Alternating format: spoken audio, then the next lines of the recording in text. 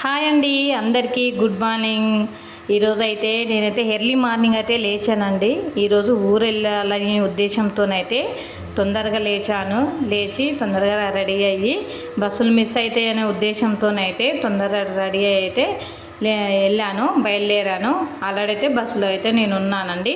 వెళ్ళేసరికనైతే 11 అయింది. మా అమ్మ అయితే 2 బాటిల్ కళ్ళు అయితే తెచ్చిపెట్టిందండి. తెచ్చిపెట్టిన తర్వాత మా అమ్మ వాళ్ళైతే ఇప్పుడు వడ్లు ఎండబోయడానికైతే వెళ్ళారు.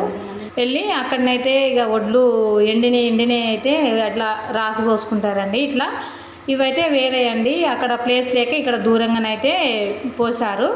పోసిన తర్వాత ఎండినవి మాత్రం ఇక్కడ అదిగో గంపలతోనైతే ఎత్తుకొచ్చి చూడండి.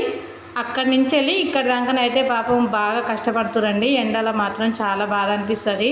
పంట చేతికి వచ్చినాక వర్షం పడిందనుకో, ఇప్పటికైనా అయినా వర్షం పడితే చాలా ఖరాబ్ అవుతాయండి. కొంచెమైనా నానిపోతాయి ఇక్కడ వడ్లు అయితే. అప్పుడు మళ్ళీ ఎండ పోసుకోవాలి. ఎండకుంటే మేచర్ రాకుంటే వాళ్ళైతే వడ్లు కూడా తీసుకోరు.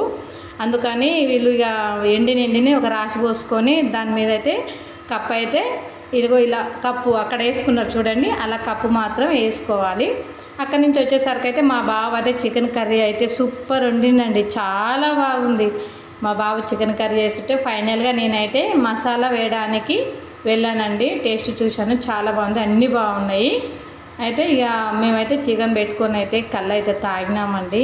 చాలా హ్యాపీగా అనిపించింది. మా వదినే, మా మర్దలు, మా అమ్మ, మా మామయ్య, నా కొడుకు, నా బిడ్డ అందరం అయితే కలిసి అయితే హ్యాపీగా ఉన్నామండి. మీరు కూడా ఇలాగనే చేసుకుంటారా?